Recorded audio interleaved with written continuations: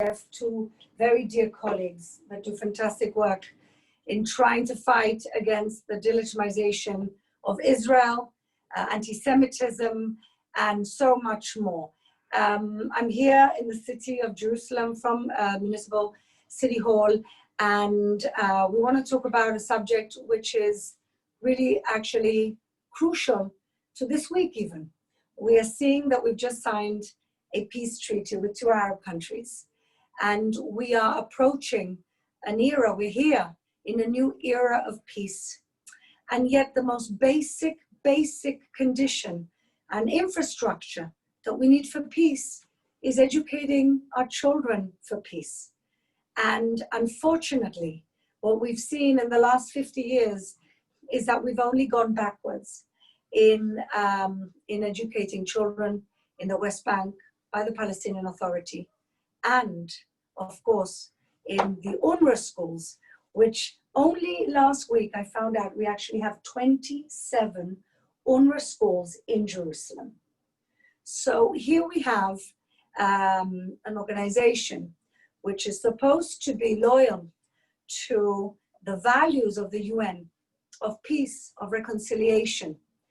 And what we have is an organization that has adopted 100% the curriculum of the Palestinian Authority, which is the contrary to peace and reconciliation. Instead, what we have is a curriculum based on incitement, glorification of martyrdom, and the complete denial that the Jewish people are even here.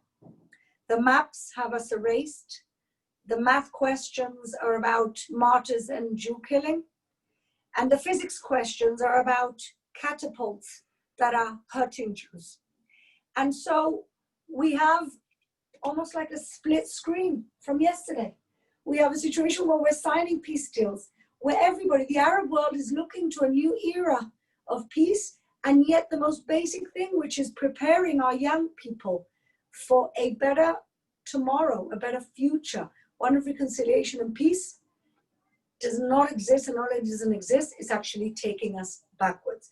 So about 2 years ago, I sat with both of you. We started talking about this subject, and it's extremely interesting to me because 37% of the population of Jerusalem are Arab communities in East Jerusalem, which means 37% of my population, unfortunately, 93% of them are still learning the Palestinian Authority curriculum, and 27 of those schools are being funded by foreign countries who think they're doing a good thing. I don't think anybody here is purposely thinking that they're harming any hope of peace. I really don't think that, but completely ignorant and completely unaware that what they're basically doing is molding young, vulnerable minds to hatred. And this is happening under our noses here in the city of Jerusalem. In the last 2 years, the policy of the Jerusalem Municipality has changed. We've raised unprecedented sums of resources from the Jerusalem Affairs Ministry to try and incentivize and encourage families to take on the Israeli curriculum for Arab populations, which means it's not teaching Zionism. It's a curriculum that is based on Arabic as a first language, Hebrew as a second language, and of course, peace and reconciliation, and no incitement and no hatred. Now, why is this important? First of all, it's important because, like I said, we're talking about the next generation of kids who will be the leaders of the future, who are being molded into hatred instead of peace. But even more practical than that, even leaving all the incitement aside, we have a curriculum that doesn't teach 93% of the Arab population of Jerusalem Hebrew, which means that these kids graduate and it's very difficult for them to go into higher education here, and it's very difficult for them to find quality employment. And then it ends up becoming a gender issue because the men go out to work and they work in delivery, construction, they work and they learn Hebrew. They learn Hebrew on the streets, and the women marry young They go into childbearing and child rearing. And by the time they get to the age that they need to go out and get their family an income, all they can do is cleaning. All our cleaners, all they can do is cleaning or hotel room work. And these are women who have enormous potential. Now we're doing everything to circumvent that. We're doing extracurricular activities in East Jerusalem with language enrichment for Hebrew as well. We're trying to create clubs and partnerships so that kids can learn that Jewish kids are just like them. We're trying to do accelerated learning courses in higher educational institutions for Arabs so that we can make up in 6 months what they haven't done in 12 years. Learn Hebrew, learn the standards of our curriculum, and unlearn hatred. But how much can you do without dealing with the real root of the problem, which is an educational system which is bankrupt? And so I'm here and I'm privileged to have partners from NGO Monitor and from IMPACT-se that are helping us day to day, city and the entire country, but this city is particularly important because of our demographic and because of the particular situation of education. And slowly, like a water with a stone, we're beginning at least to get countries to raise the right questions. And Marcus and Olga will continue to detail and we'll continue the discussion. But Jerusalem is important because our population is important. And specifically because we're in a new era of peace, this is the time to start with the reconciliation, the true reconciliation, which comes from education. Thank you. Well, Fleur, first of all, thank you for hosting us and for having us in the municipality, and Marcus for getting here from Maccabim. Your words strike exactly in the center of the issue, and perhaps point to the very the essence of it, which is where are we going from here? What is the reality that we are jointly painting in Israel and in the region, and obviously pertaining to the Palestinian-Israeli conflict. But the issue is, in a sense, much broader than the education in a classical sense, which is schools and textbooks. Because if you look at a journey of any one young person, it starts with school, but then it moves on to university, where they become leaders, where they get engaged with the civil society, you know, before they even get to seeking jobs, etc. And that is where our NGO Monitor's perspective also comes into place to probably complement what IMPACT-se does and look at what are the narratives that these kids are exposed to once they leave school, once they actually finish and are supposed to enrich their local and in general the community. And we're looking at the projects and the types of organizations that are supported and active. Now we are focusing on Jerusalem, right? Many of them enjoy support, and support is not only financial, by the European Union, UN, you mentioned UNRWA, and many other, mainly Western European governments. And what we see is actually a dissonance, a discrepancy between what most of these governments try or claim to endeavor to promote and implement on the ground and what is actually being done. Most of the times it comes from them not being aware. You called it ignorance. I think that the political system is very complicated, so it's not always easy for different parts of a big political apparatus such as the European Union to be fully aware of what they do. But in the context of today's discussion, because I'm here to present a specific report that we just issued a few weeks ago, focusing on the projects that the European Union supported in Jerusalem in 2019, even this cannot be said, meaning the European Union not only knows what it is supporting, but actually dictates the discourse, because it is mentioned in their strategic document for Palestine, as they call it, for 2018, 19, and 2020.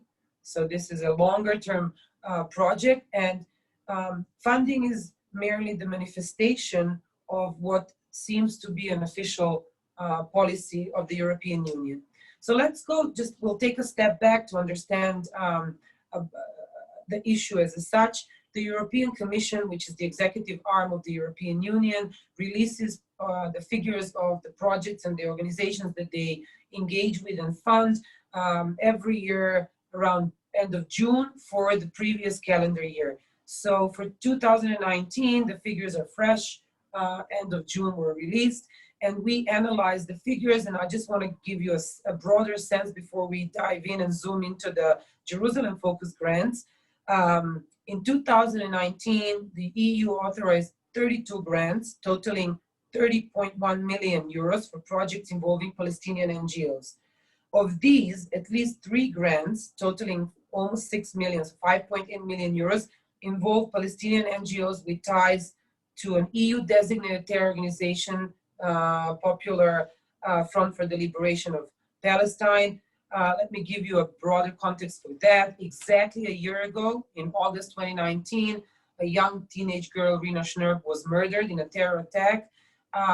In late 2019, Israeli security forces release that they a notification that PFLP 50 people terror cell was arrested. At least 5 of these alleged terrorists worked for at least 3 Palestinian human rights and humanitarian NGOs in senior positions, directors, financial directors, etc. And to give this even a broader context, between 2011 and 2018, the EU transferred at least 31 million euros to PFLP connected, so terror organization connected, human rights and humanitarian NGOs. Out of the grants that they supported in 2019, another 5.6 million went to a few Palestinian NGOs promoting projects where we saw hateful anti-Semitic conspiracy theories or narratives that glorify terror and terrorists. And here we come to what we want to talk about today, and we have mapped 7 grants totaling 11.8 million euros that went to projects focusing on Jerusalem. I'd like to highlight 2 to give you a sense of what we are looking at. One project actually aims to address, and I quote, the urgent need to preserve the Palestinian identity of East Jerusalem. And I think this deserves a pause, just so we understand. East Jerusalem is an integral part of the city of Jerusalem, yet the European Union, in its strategic document and then through the project that it supports, seeks to proactively preserve the Palestinian character of East Jerusalem. It goes even further, and it grants a grant of 1.2 million euros to a project that seeks to, and I quote, protect Islamic and Christian Waqf religious and cultural heritage properties against Israeli violations and threats. The way that one reads this is to assume that the Israelis are in some way preventing or violating only the Islamic, only the Muslim and the Christian cultural and religious heritage sites. There is an extremely politicized and extremely strong statement coming from the European Union, from Brussels, that is being then manifested in the types of projects that they support. And Fleur, you will probably be able to provide even more context for this. A project, a grant for in East Jerusalem of almost 1.2 million euros it's a significant amount of money. The amount the volume of activities that can be done is also to be put in a context so that our viewers understand. The document that was filed and the project is supported further provides details that say that the project is specifically to focus on preserving cultural and historical sites, focusing on the old city and surrounding areas. Again, ensuring that Palestinian cultural heritage remains in the curriculum, talking about the curriculum. So we have two angles of the same phenomenon. On one hand, we have an official policy coming from Brussels saying we are here to preserve a Palestinian identity of the city through protecting only Muslim and Christian religious and cultural heritage, and then at the same time to work proactively to, and Marcus is here, is much a big expert on the topic, to endorse a radical curriculum and make it even more radical, because basically the project seeks to expand the Waqf curriculum to those schools where it is not yet in place. But then at the same time, we have the other side of the problem, which is after they have set this as a strategy, then the European Union also chooses very specific partner NGOs to implement these projects. And then we typically see an era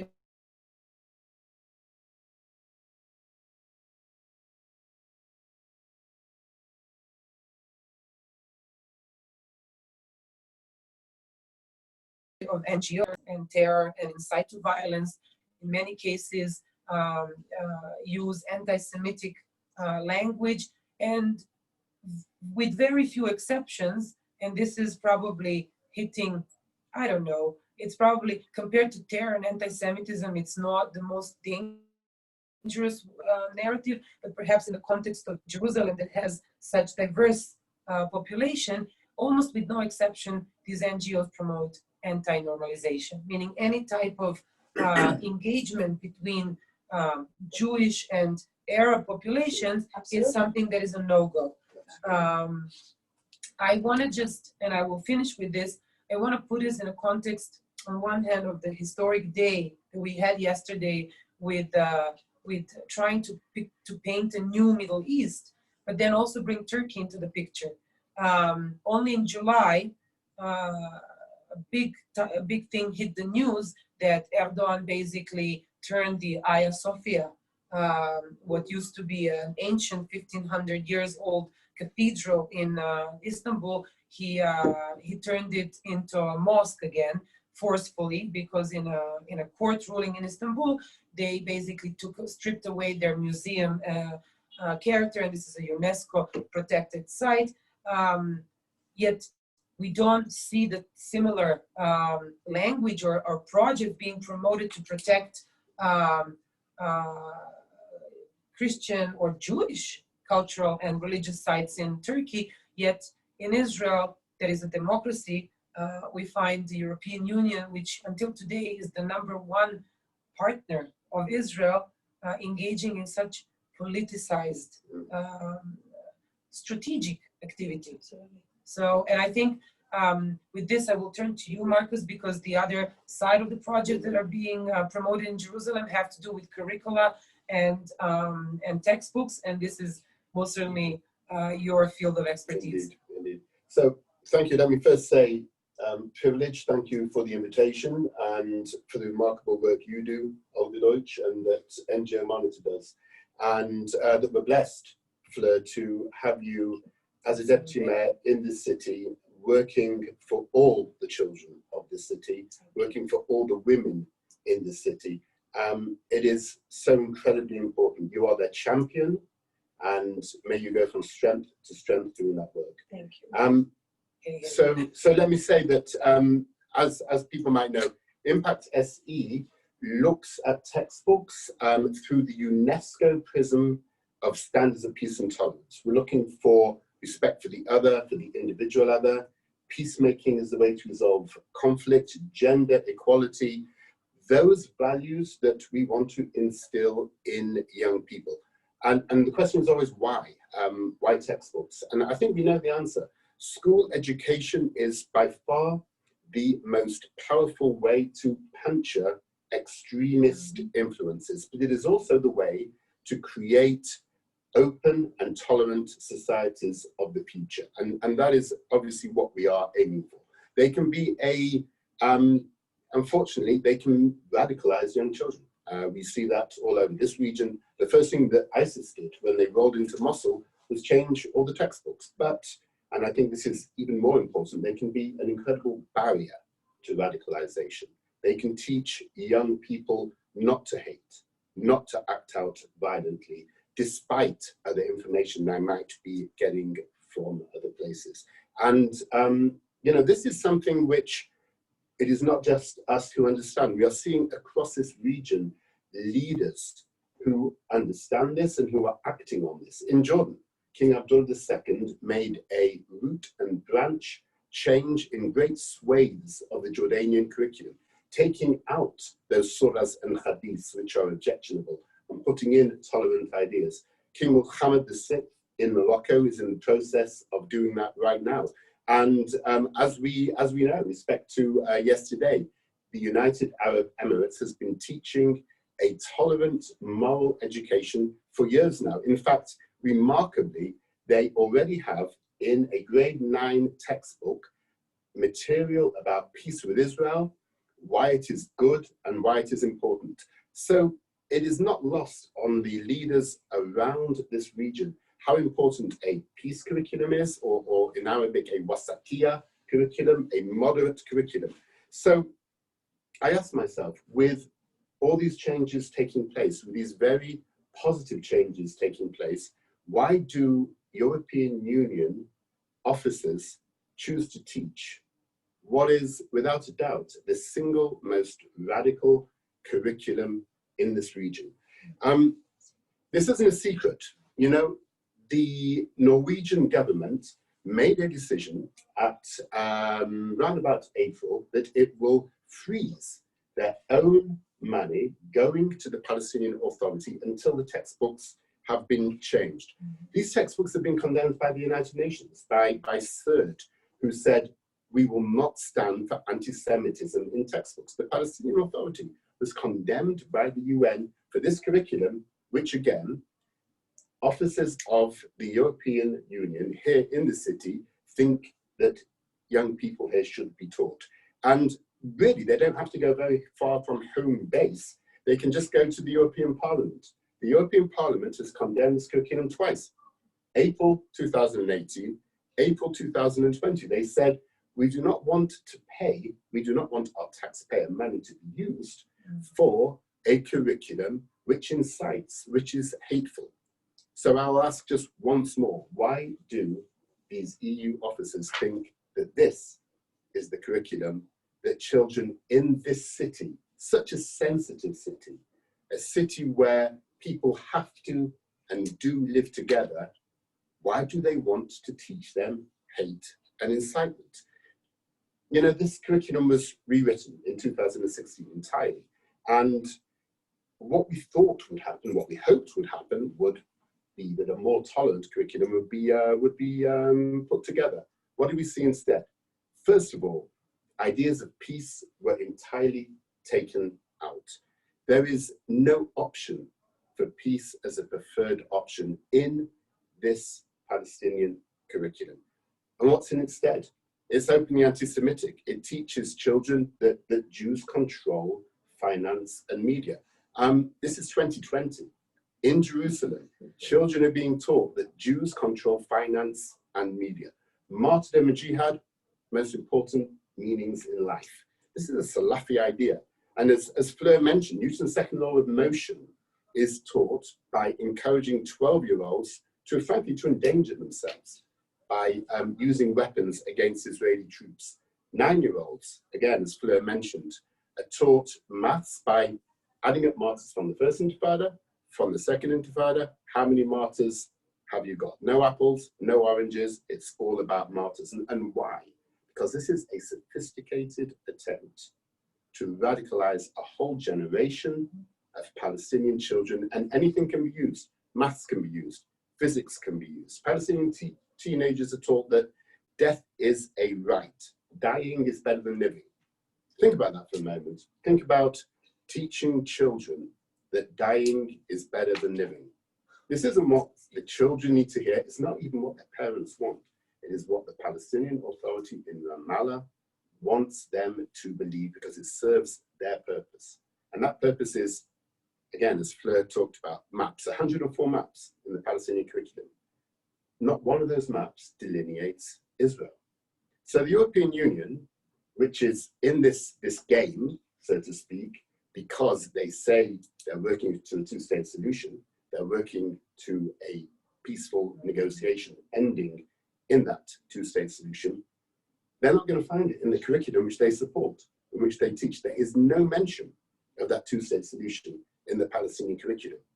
So again, why is the European Union involved in teaching textbooks which don't even support the policy recommendations of the European Union itself? I think, just finally, the difference between what those European officers want to teach young Palestinians in this city and what the parents of so many of those children in the city want are entirely different. So many of those parents, and Fleur will be able to speak about this so much better than I will, but so many of those parents, they want a better future for their children. They want their children to get a decent education, to thrive, to prosper in this city.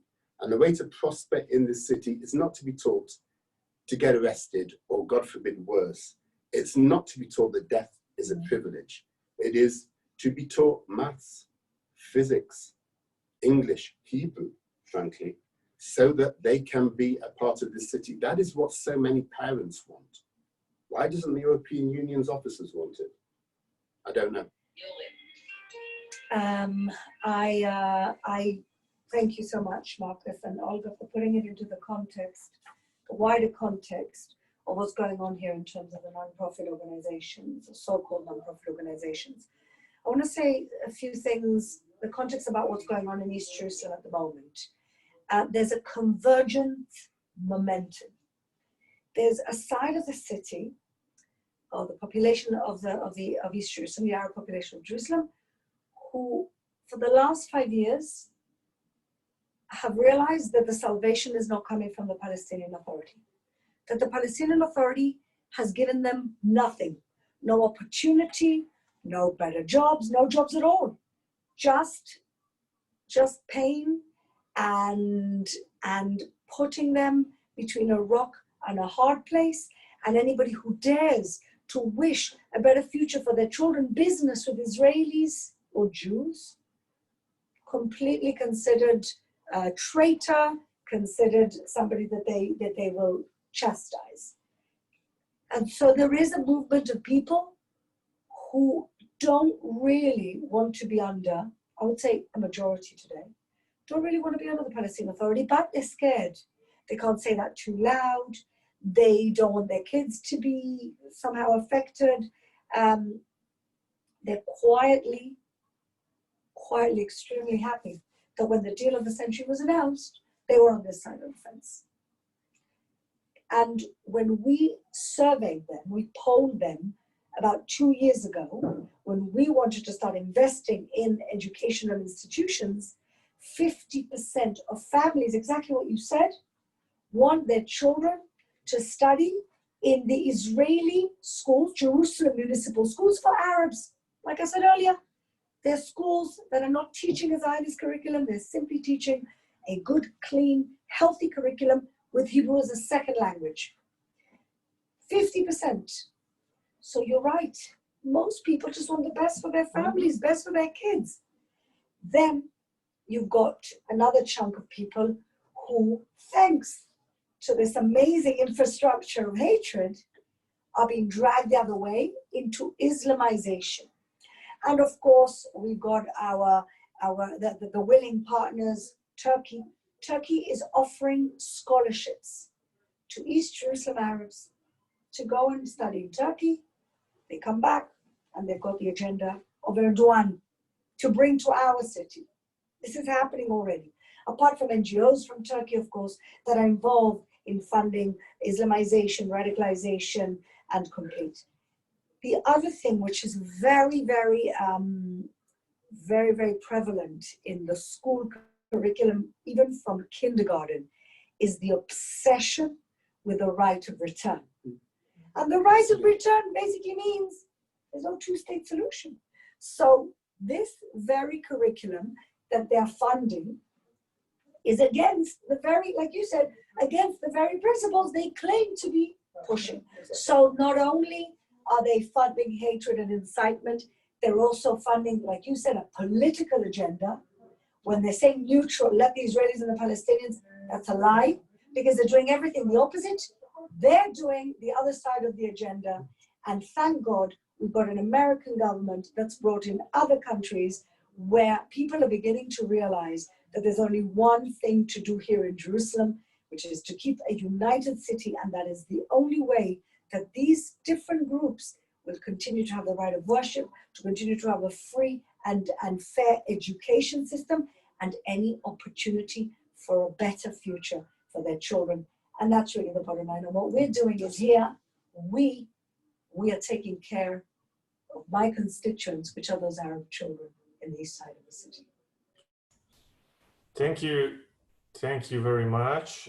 We have a number of questions already. I will let people speak according to the order of the timing they asked me. So Doug, you will be the first one. I will unmute you. Hi. Yep. My question's about the George Urquhart Institute inquiry into Palestinian textbooks. Were you aware that they were making this inquiry? Did they ever contact the Jerusalem authorities? Because they actually did their report on your textbooks.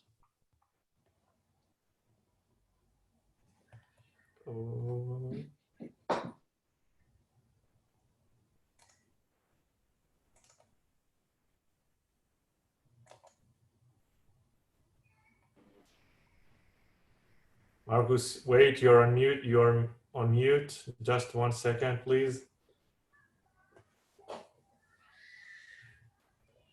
So I'll start again. Yes, the answer is yes. The longer answer is that in April 2018, the UK government, actually Alistair Burt, the Minister for the Middle East, announced the UK review, and that was in conjunction with the George Urquhart Institute. Then, exactly a year later, April 2019, the European Union, Mogherini herself, said that they would be doing a review. This was, of course, in conjunction with the UK, and these two reviews were merged. I think I just want to say 2 or 3 things about the George Urquhart review.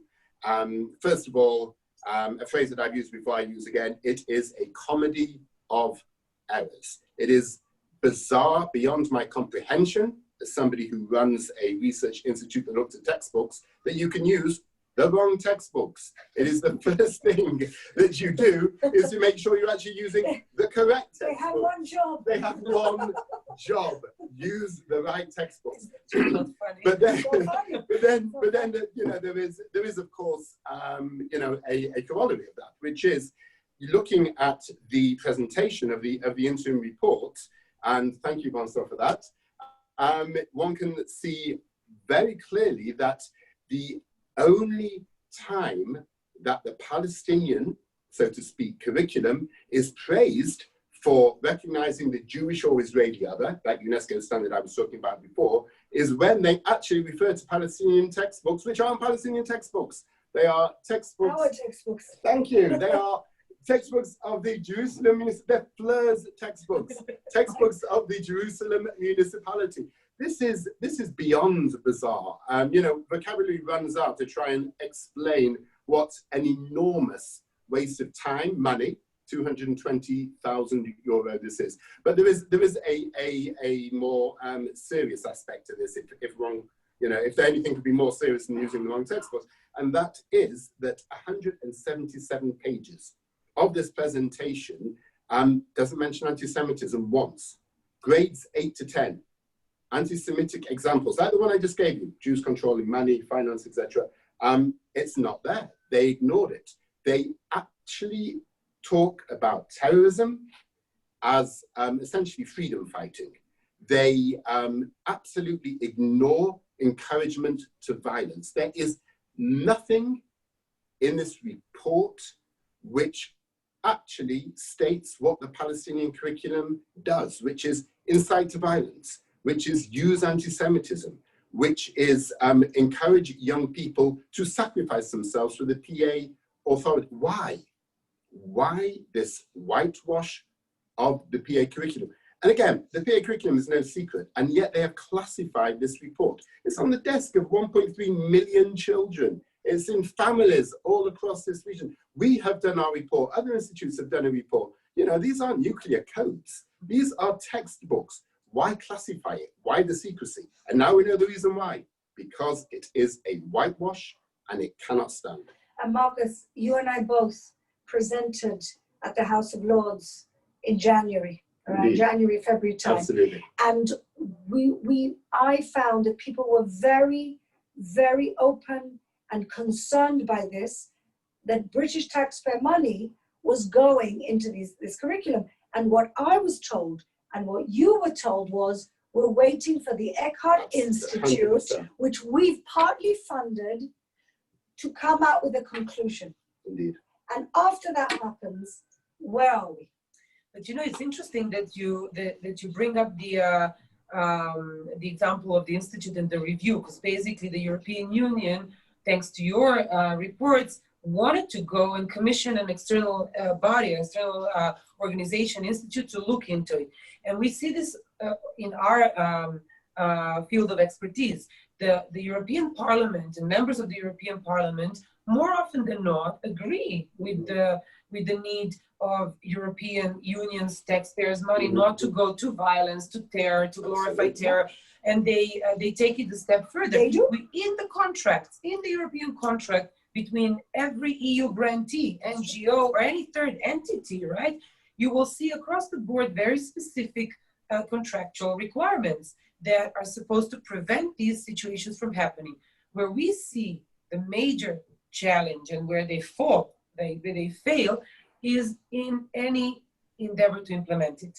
Yeah. And this goes across the board. Reporting, reviewing, evaluating, providing external, reporting that is not based on self-reporting by NGOs or basically the beneficiaries of the public funds.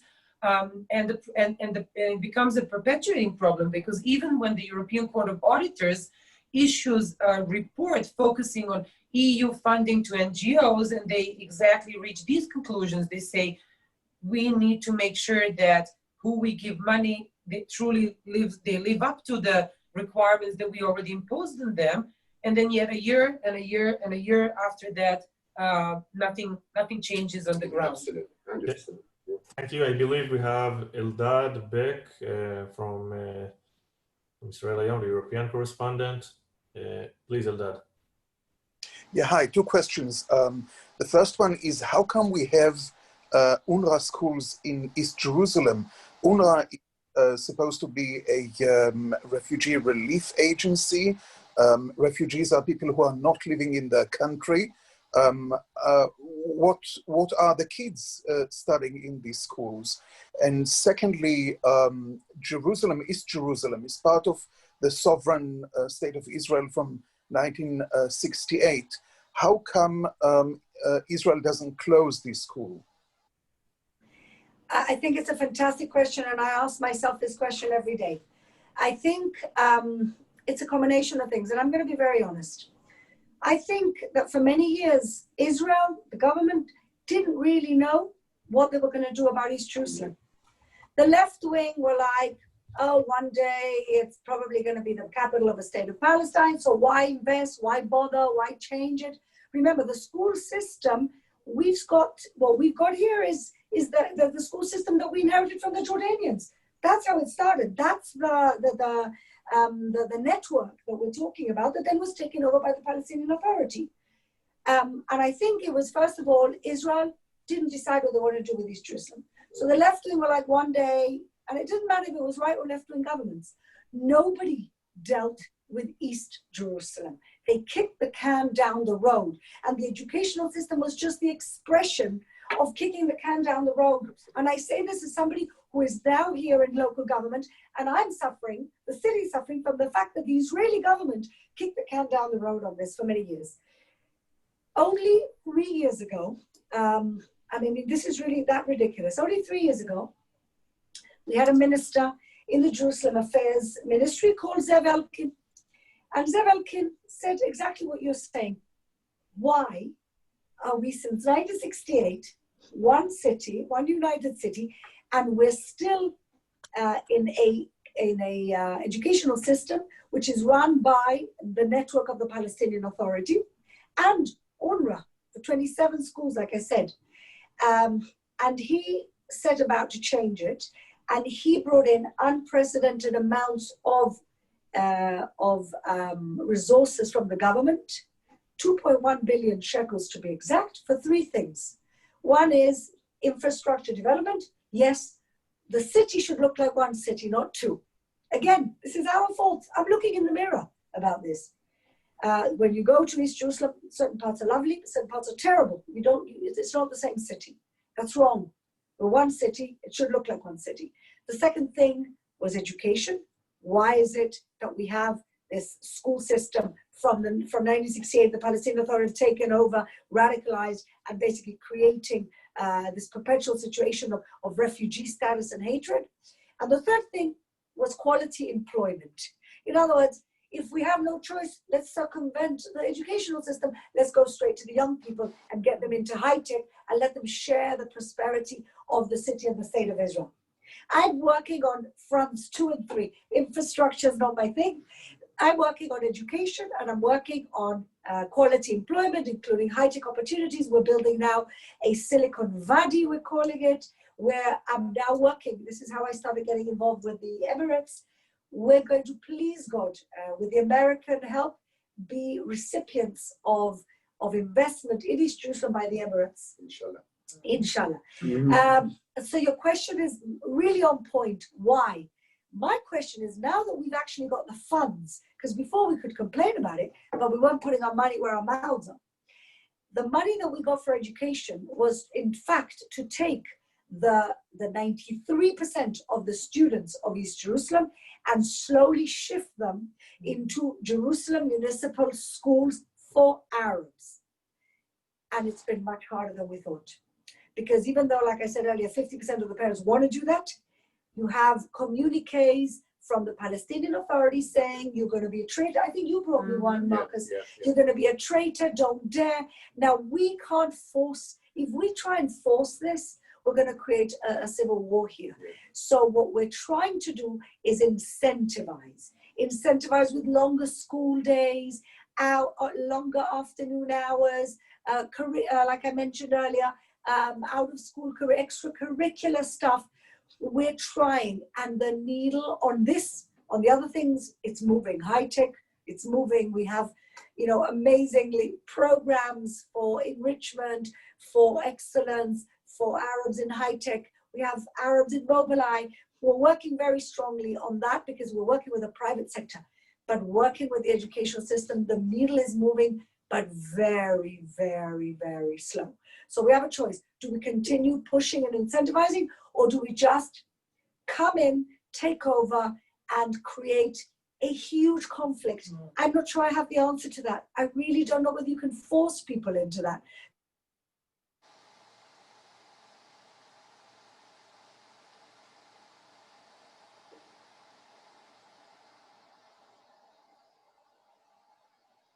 Because then we're going to be accused of another case. Think about this. These are the facts. From my niche perspective, I think this is the state of Israel basically needs to reach out to their counterparts in Brussels and in Berlin and in London, our bilateral and multilateral levels, Exactly. and say, let us join forces to truly do something meaningful if they for these stopped, kids. Absolutely, if they stopped funding, at the end of that the would day, they wouldn't have. because we're talking, you cannot force education, you cannot force anything, you teach it. And that's exactly the thing, because it is a holistic approach through school textbooks and through civil society and through many other ways in which basically we see our main allies in Europe simply endorse violent and hateful policies of the Palestinian Authority, and they do that in Jerusalem. And at the end of the day, I always like to say, I don't know, two-state solution, peace. Those are such big words. Inshallah, as we said, I hope one day we will reach that. But before we get that, we need to set the ground.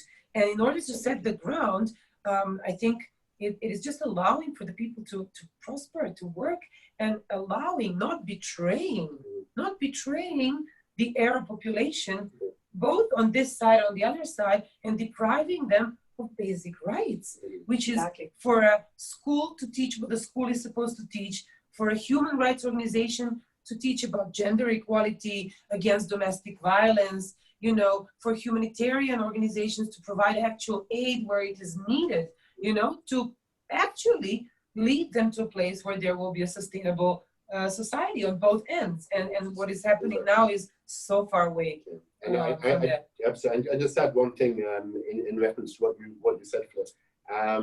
And I think that is the insidious nature of the Palestinian Authority's strategies here in Jerusalem, and the fact that these officers in the European Union seem to have bought into it.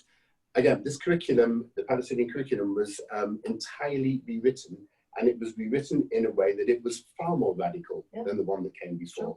And they have put an enormous amount of effort, the Palestinian Authority, through Facebook, through Fatah, and the Fatah, if you like, control of machinery here in Jerusalem to fight against any attempt to get peace and tolerant education for Arab kids in this city. That is disastrous, and the fact that the EU are complicit in that, and that is a word, you know, I use wholeheartedly, is frankly shocking. And we see the exactly, we saw the, I think we have another question, sorry. We'll leave it for. Yeah, Doug, you wanted to ask another question?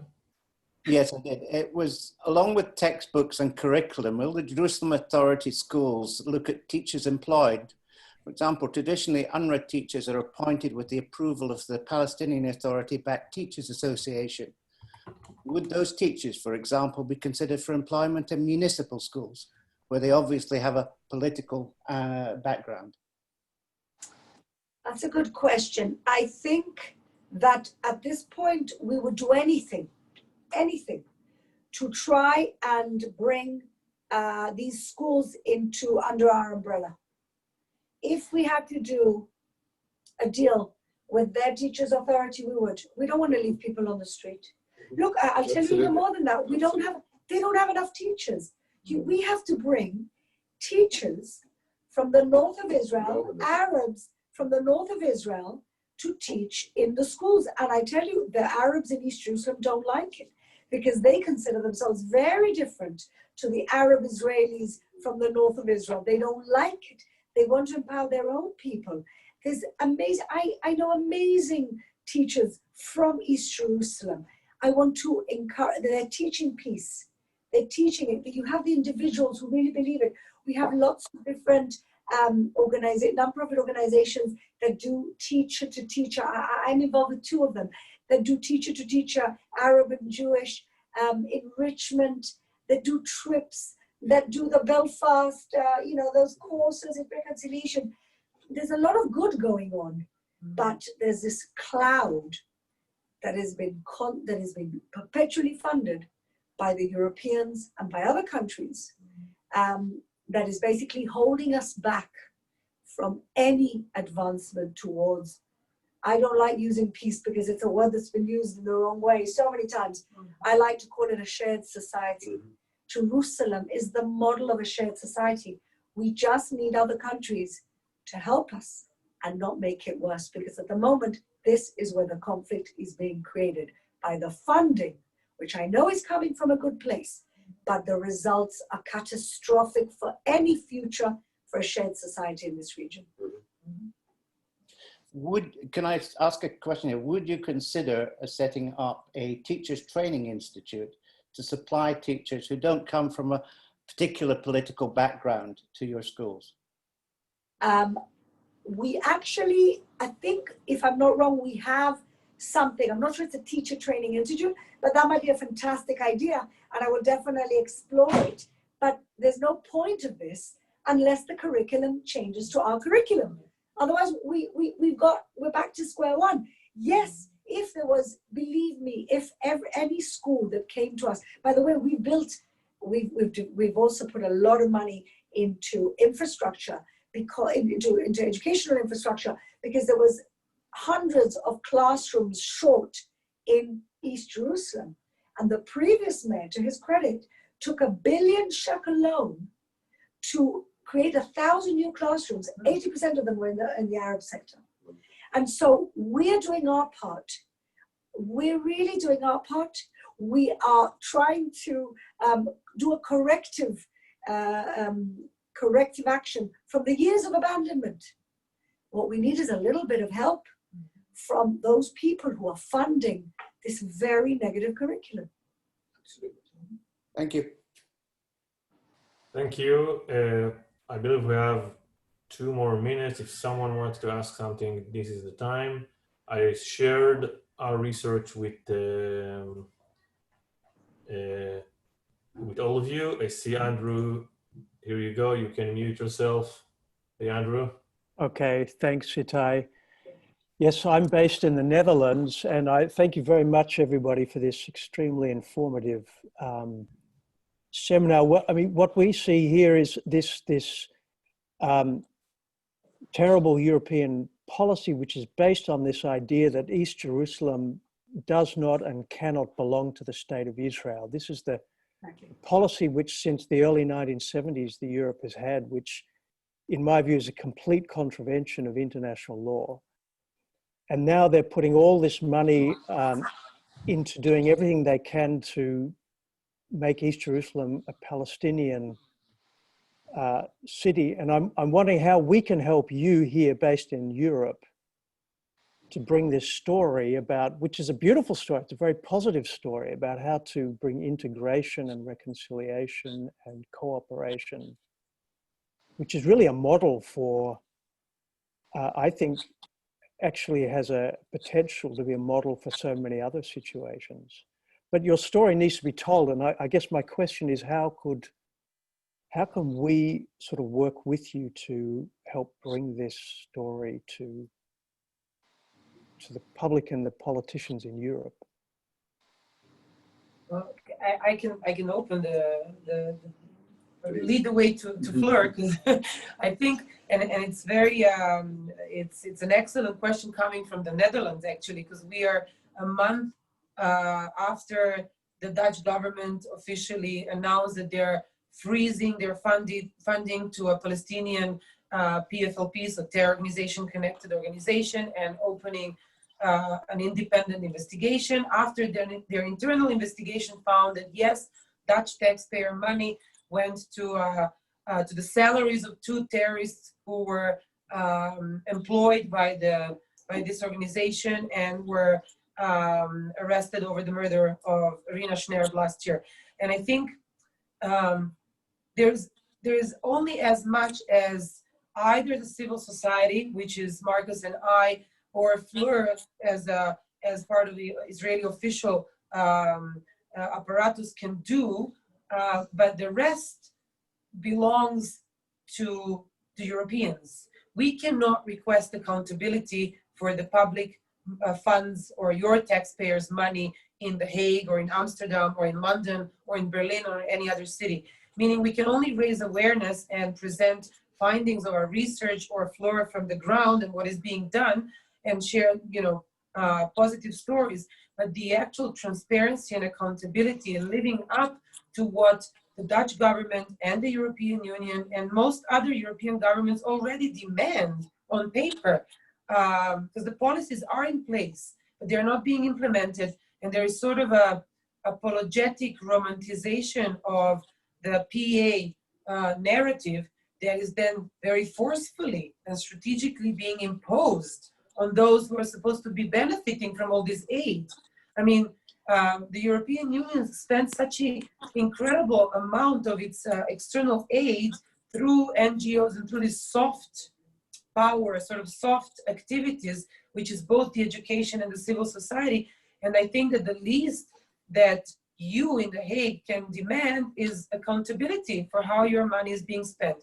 And that includes the media, and it includes the taxpayers themselves, reaching out to their elected officials and mobilizing them to change the narrative. Because you know, there's this thing that if something is not working, you know, you're not just plain being determined and repeating after the same thing over and over again doesn't mean that you're going to actually succeed. So at some point, if something hasn't worked for decades, you might want to stop and say, well, maybe we need to try a different way. And I think this is one of those moments where only together can we do something. Absolutely. Absolutely. Thank you. Nothing to add to that. It's a perfect answer. Mhm. I believe, Eldad, do you have a follow-up? Sure. I just wanted to know two things. You have mentioned that the Dutch, the Norwegians, and I believe also the Swiss have frozen their funds to the Palestinian Authority on these issues. Do we have any other European nations that have done the same? And did you have this round also with EU ambassadors to Israel? Are you asking about the textbooks or the... Just on the textbooks, it is the Norwegian government that froze funding in April 2020 after the Norwegian Parliament in December 2019 said that this is something that needs to be done. There are, of course, the EU, as I said, twice Parliament, the EU Parliament has condemned that curriculum. Who knows if they will go further? I think ultimately, you know, there are good people in governments, in parliaments across Europe, EU, UK, Germany, etc. You know, they do not want to be complicit in radicalizing children. They do not want their taxpayer money being used to radicalize children. They'll have a limit, and I think that limit is coming fairly soon. On the other side, what I find in all of this is that it's actually very patronizing to the Palestinian people, this whole thing. Because it's such a paternalist attitude. It's the opposite of what they say that they want to do, which is empower people. It's what it is basically saying your standards can be lower because somehow you're less something. They wouldn't dare teach that to their own children. Exactly. That's so patronizing. I find it, honestly, I'm offended in the name of these Palestinian families because it's completely patronizing and paternalistic. Failing of absolutely. And you know, we I think Eldad is right now on the other side of the camera. I was going to say a phone, but you asked about whether this was communicated with the EU ambassador or the head of the mission to Israel. Absolutely, and the EU is actually, thanks to the public debate, media, members of the European Parliament, etc., civil society, they're in the middle of an internal, well, they call it a deep look, it's a review. Because it was so difficult to even look into the abundant, publicly available evidence. And I think this is perhaps because we take it for granted, Marcus, in our line of business, but it's important. We at NGO Monitor, we have no special intelligence softwares or capabilities. Everything that we find, we merely Google. Analog. We Google. It's open source information, meaning, and that's part of the point. If we can find it, meaning anyone else can find it. And I think this lack of readiness to critically look into who we partner or who they partner, who they engage with, and who they land. Again, funding is such a minor part of that. Who they land a platform to. They are giving a platform to people who are seeking to divide, incite to violence, promote only hate and nothing else, and only perpetuate the conflict endlessly.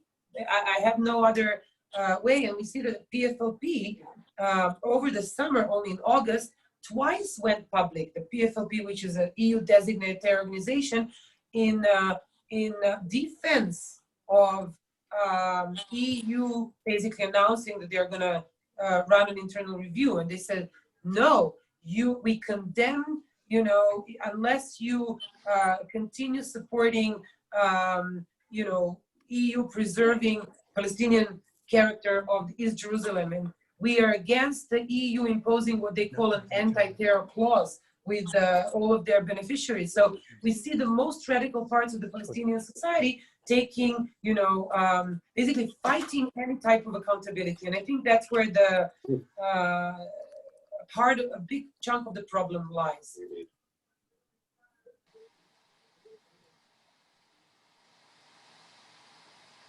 Thank you very much. If there is not any more questions, I think we can wrap it up. I will say that we have all the research that Olga at least spoke about. We have it, and of course you can find in IMPACT-se's website all the research about the textbooks, and Fleur, you can read about her.